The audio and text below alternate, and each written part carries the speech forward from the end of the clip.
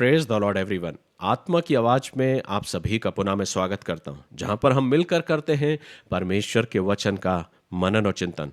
और उसी श्रृंखला में आज हम निकालेंगे भजन संहिता की पुस्तक, उसका 117वां अध्याय, जिसमें मात्र चंद 2 पद हमें देखने को मिलते। मेरे प्रियो, परमेश्वर का वचन आज मुझसे और आपसे अपने इस वचन के द्वारा बातचीत करना चाहता है। मेरे प्रियो, अभी तक हम लगातार भजन को मनन करते हैं, जिसमें हमें कई पदों को देखने को मिला है।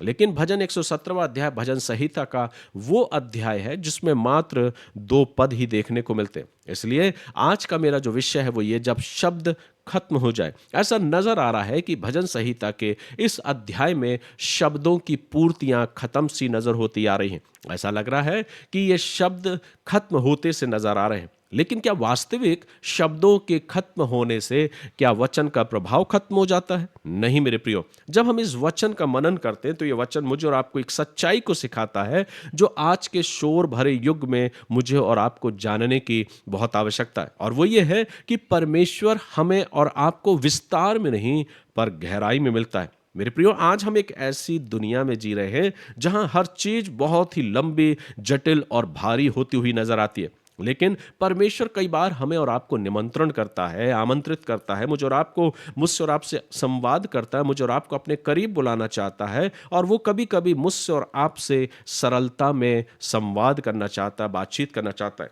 इसलिए मेरे प्रियो, कई बार हम जब वचन का मनन करते हैं तो कम शब्दों में भी हम परमेश्वर की उस आत्मिक आशीष को अपने जीवन में पा लेते हैं। मेरे प्रियो, आज बहुत से ऐसे लोग हैं जो थके हुए हैं। कुछ तो प्रार्थना करते करते थक गए, कुछ हैं जो जिंदगी भर अपने जीवन में सिर्फ किसी विषयों के लिए सोचते सोचते थक गए। कुछ ऐसे हैं जो समझने की कोशिश करते करते थक गए। लेकिन भजन संहिता 117वां अध्याय मुझे और आपसे बातचीत करता है, और वो ये कहता है कि तुम्हें सब कुछ समझने की जरूरत नहीं है, तुम्हें बस परमेश्वर से जुड़ने की जरूरत है। और इसलिए मुझे और आपको उस स्पिरिचुअल हीलिंग को कब हम अपने जीवन में प्राप्त करते हैं, या उस आत्मिक हीलिंग को, चंगाई को हमें और आपको तब मिलती है जब हम स्वयं से अपने जीवन में सोचने का, प्रयास करने का, हर एक उन कामों को पूरा करने का, अपने आप को प्रगतिशील बनाने के लिए निरंतर कि मैं ही सब कुछ कर सकता हूं, बंद कर देते। तब हम परमेश्वर के द्वारा उस आशीष को अपने जीवन में पाते। इसलिए भजन संहिता 117वां अध्याय कोई जटिल थियोलॉजी नहीं है। लेकिन जब इस वचन को हम पढ़ते तो मात्र चंद 2 पद हैं जिसमें स्तुति करने की बात है और उसकी दया और उसकी सच्चाई की बात की गई है। इसलिए परमेश्वर का वचन जो है वो बहुत जटिलता में नहीं है। अक्सर कई बार हम परमेश्वर के वचनों को बहुत जटिल बना देते हैं। अक्सर जब हम वचनों को सुनते हैं तो हम उसमें बहुत सी थियोलॉजी को लाकर उस वचन को बहुत जटिल बनाने का प्रयास करते हैं। लेकिन परमेश्वर का वचन कहता है, जब इस वचन को हम मनन करते हैं तो यह संदेश मुझे और आपको इन बातों को सिखाता है कि परमेश्वर का संदेश जटिल नहीं है, बल्कि हमारा मन उसे कई बार जटिल बना देता है। और इसलिए ये भजन 117वां अध्याय मुझसे और आपसे सरलता से बात करना चाहता है। क्योंकि जब हम सरल होते हैं, जब हम अपने आप को संपूर्ण रीति से प्रभु के हाथ में सौंप देते हैं, तब हम परमेश्वर को साफ साफ अपने जीवन में सुनने पाते हैं। इसलिए यह भजन एक ऐसा अद्भुत अनुभव देता है कि आप अकेले नहीं प्रार्थना कर रहे, बल्कि परमेश्वर भी आपके साथ है, परमेश्वर आपके संग है। जब आप इस भजन का मनन करते हैं तो लिखा है, हे जाति जाति के सब लोगों यहोवा की स्तुति करो, हे राज्य राज्य के सब लोगों उसकी प्रशंसा करो। मेरा और आपका कर्तव्य है मेरे प्रियो कि हम अपने जीवन में परमेश्वर की आराधना स्तुति करें। बेशक जीवन में कई जटिल अवसर हमारी जिंदगियों में आते हैं, और ऐसे जटिल अवसरों को अपनी सोच और विचारधारा के आधार पर हम खत्म नहीं कर सकते।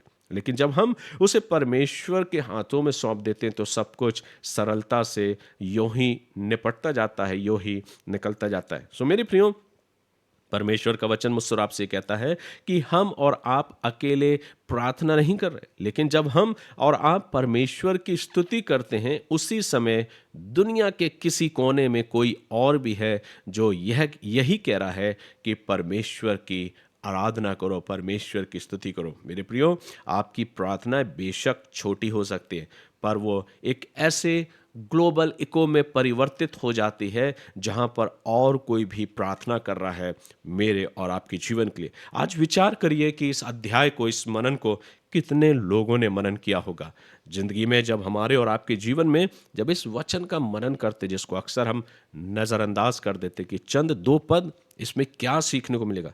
इसमें सीखने को यह है कि परमेश्वर की आराधना करो, और एक ये आमंत्रण थे, एक निमंत्रण है। हर एक लोगों को एक बुलाहट है, संपूर्ण राष्ट्रों को ये बुलाहट है कि हम आकर परमेश्वर का आराधना करें, उसकी प्रशंसा करें। क्योंकि वचन कहता है, क्योंकि उसकी करुणा हमारे ऊपर प्रबल हुई है और यहोवा की सच्चाई सदा की है, यहाँ की स्तुति करो। सो मेरे प्रियो, मेरे और आपके जीवन में जो सबसे महत्वपूर्ण बात है वो ये है कि हम और आप अपने जीवन के द्वारा प्रभु का धन्यवाद करें, उसकी स्तुति करें, उसकी प्रशंसा करें। क्योंकि जब हम और आप अपने जीवन को जटिलता से हटकर, विस्तार से हटकर अपने आप को जब हम सीमित करते, तो कई बार सीमित शब्द भी मेरे और आपके जीवन को परिवर्तित कर सकते हैं। भजन 117वां अध्याय वही भजन है जो मुझे संसार की तमाम चिंताओं से अलग ले जाकर सिर्फ ये सिखाता है कि मुझे परमेश्वर का धन्यवाद करना है, क्योंकि मैं ये जानता हूँ कि उसकी करुणा मेरे ऊपर प्रबल है। इसके आगे हम और आप कुछ नहीं जानते। प्रभु अपने वचन के द्वारा आप सभी को आशीष दे और ऐसा अवसर दे कि अगर आप जिंदगी के थपेड़ों में, तूफानों से होकर गुजर रहे हैं, प्रभु इस वचन के द्वारा आपको शांति, अनुग्रह और आशीष प्रदान करें। God bless you.